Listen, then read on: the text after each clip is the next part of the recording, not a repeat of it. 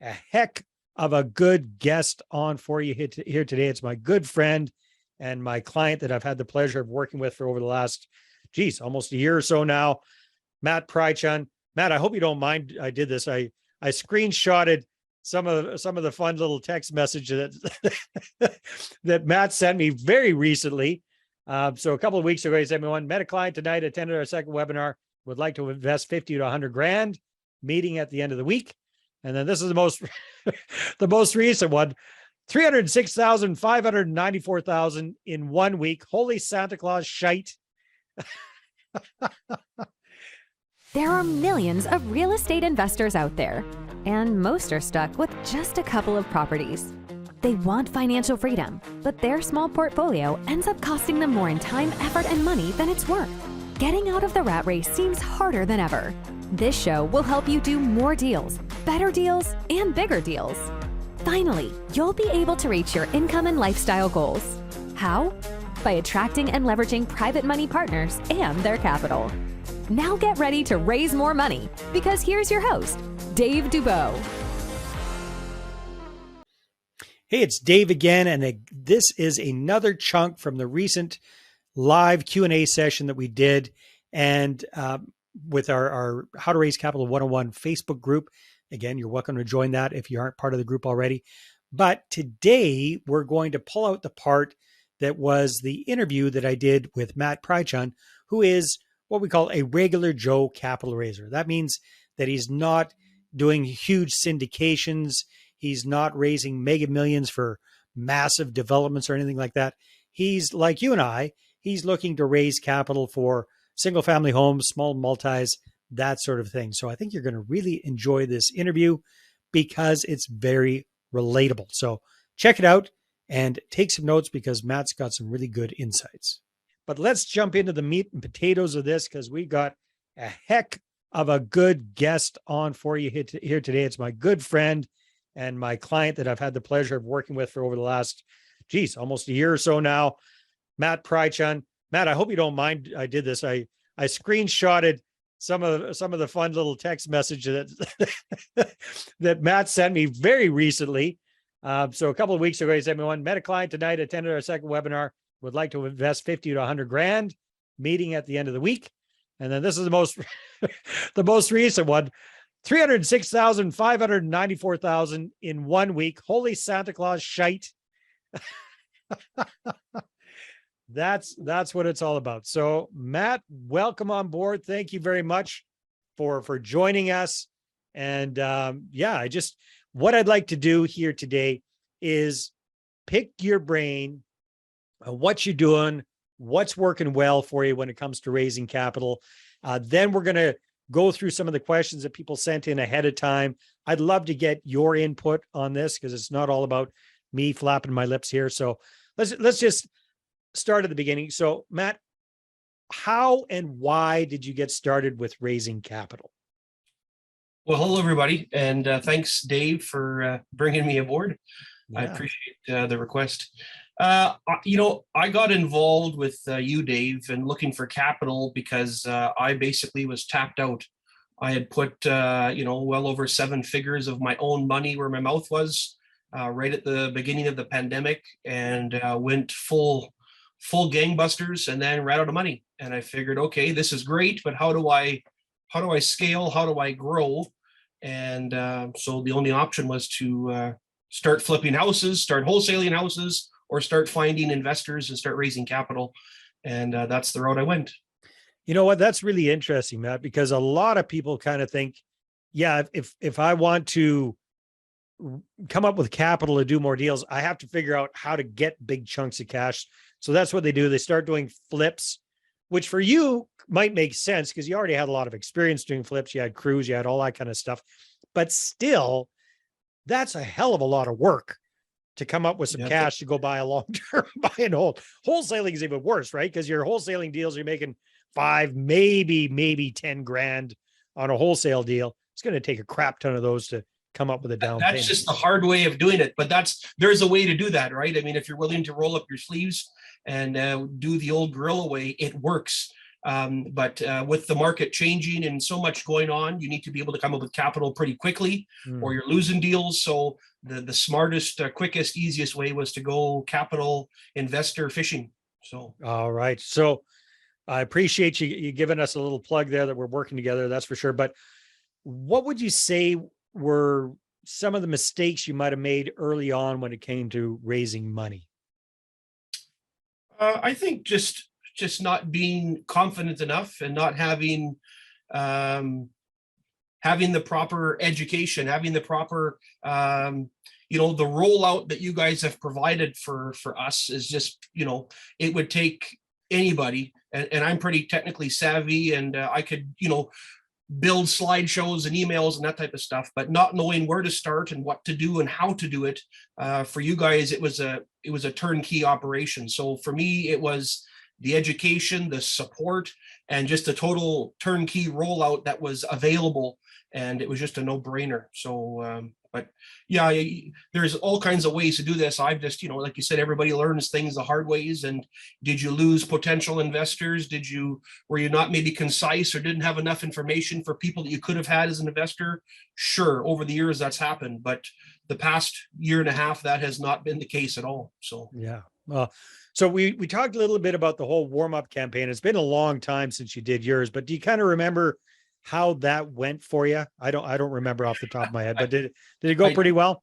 I do.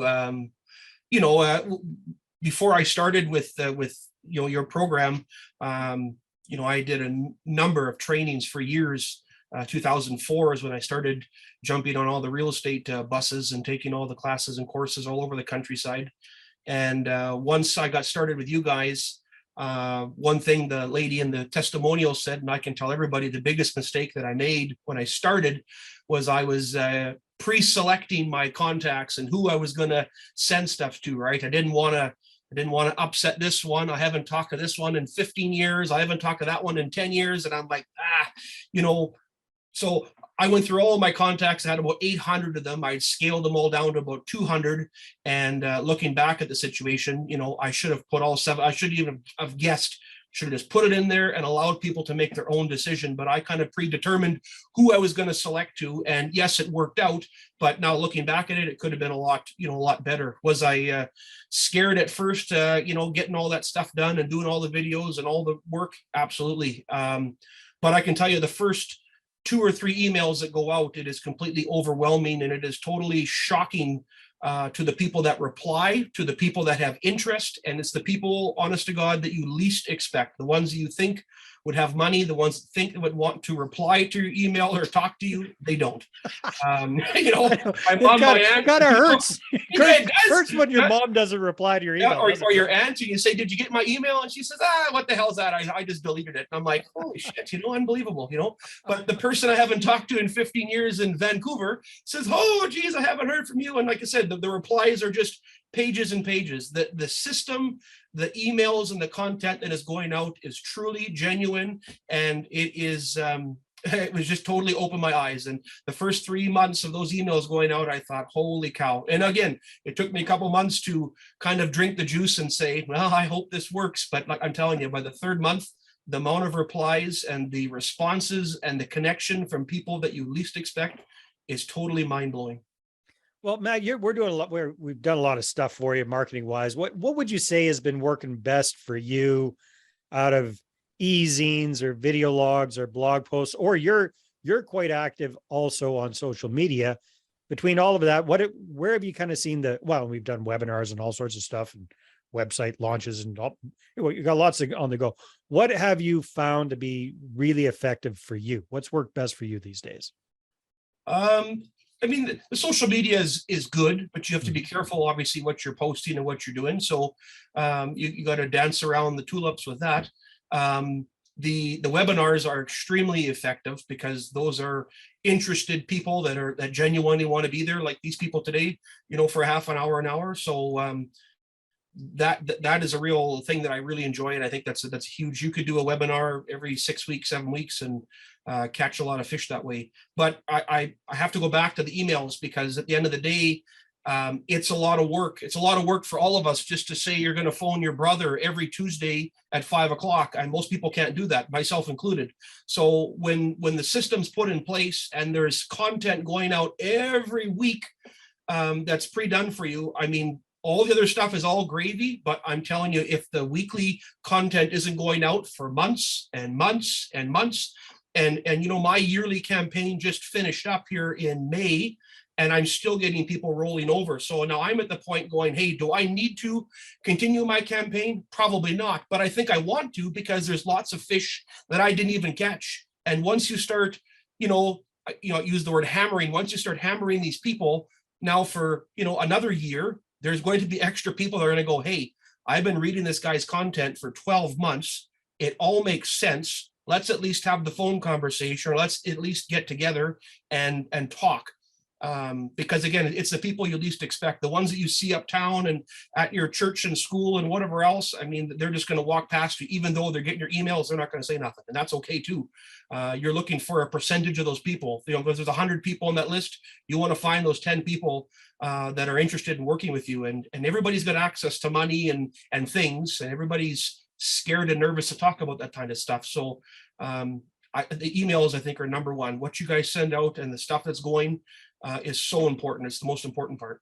I can't believe we wrapped up for you in May, and geez, I crapped the bed there, my friend. I'm sorry. We're going to have to get you. You forgot about me. Oh man, no, never forget about you. But I'm sorry that we dropped the ball there. We have to get that up and rolling for sure. I still text you at 3:00 in the morning when I pick up checks, so it doesn't matter, So let's talk about, because you've done really, really well with meeting with people, getting them engaged, getting them to actually cut you checks. You're doing a phenomenal job of that. What tips do you have for folks on holding an effective meeting with a prospective investor? Because you're doing a really good job with this, Matt.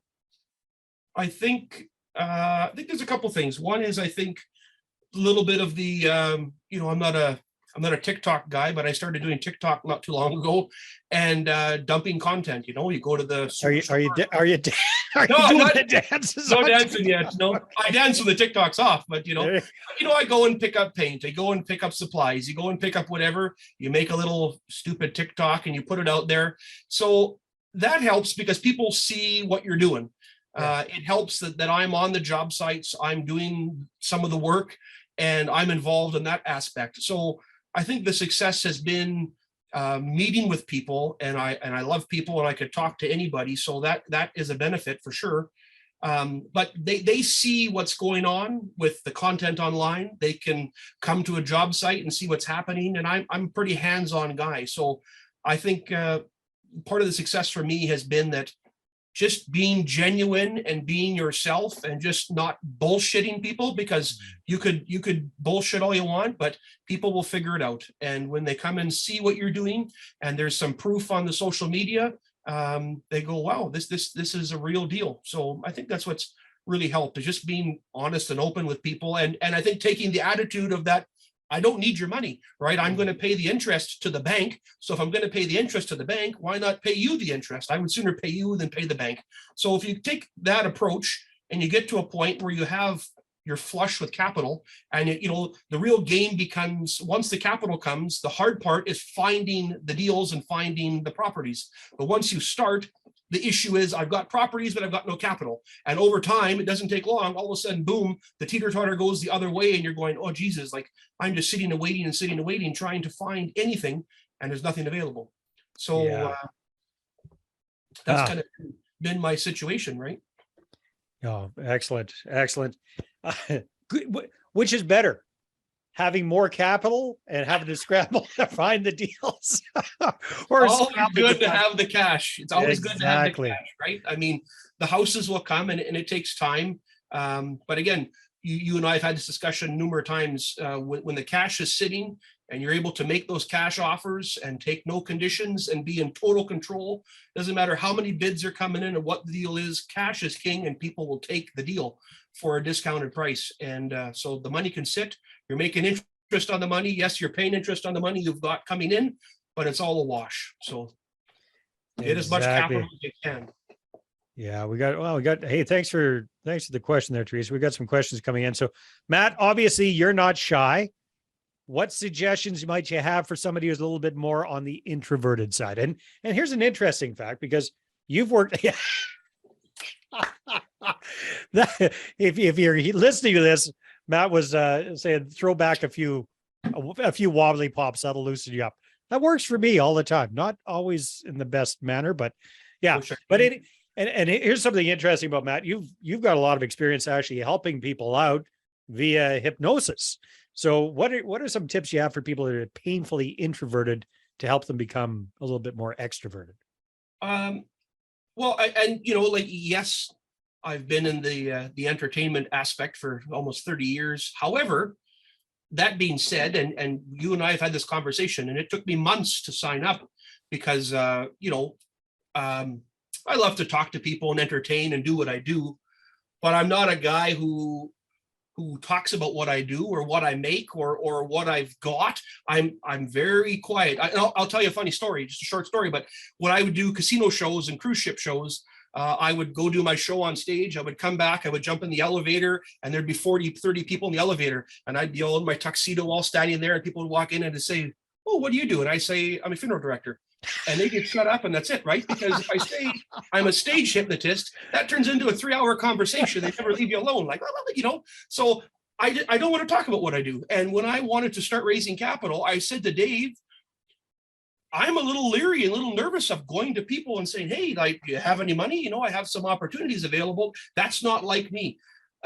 Despite me doing interviews and stuff, I love helping and teaching and whatever, but to go fishing for capital or to put yourself out there to say, "This is what I'm doing," that's a big step. But the beauty with the system is that once you start rolling out the emails and the videos and the content stuff, that stuff's all working for you behind the scene. Like, you're not doing it, right? It's all pre-recorded, it's all preset. They just hit boom, enter, and it goes out there. So the people that are getting that stuff, they know you and your personality. So they're not expecting you to show up in a top hat and be all, hooked up on Red Bull. And, they know your personality. They know what to expect already. These emails and the content is not going to people that you don't know or have never met before. Yeah. So, I mean, that's what kind of makes it, a little bit easier. When people get an email from you, a little video, a little bit of content, they know that, oh, this is Sam's personality, right? This is really nice of Sam, whatever. So I just try and be yourself, right? Don't try and mimic or copy, or just be yourself. Just it takes time. And if you haven't been in the business doing wholesaling or flipping or whatever, it's hard to have those examples or that experience or that knowledge to people, right? When you're just getting started. But just trust the system. That's all. Just don't run. Just it's slow baby steps. It takes time, but it works. All right. So now that you've started raising capital, just give us a little snapshot. What kind of difference has that made for you and your portfolio and life in general? What did things look like before? What do they look like now? Yeah, I mean, pre-COVID, on the road, making good money. Life was great and grand for almost 30 years. And then COVID hit, everything got shut down completely.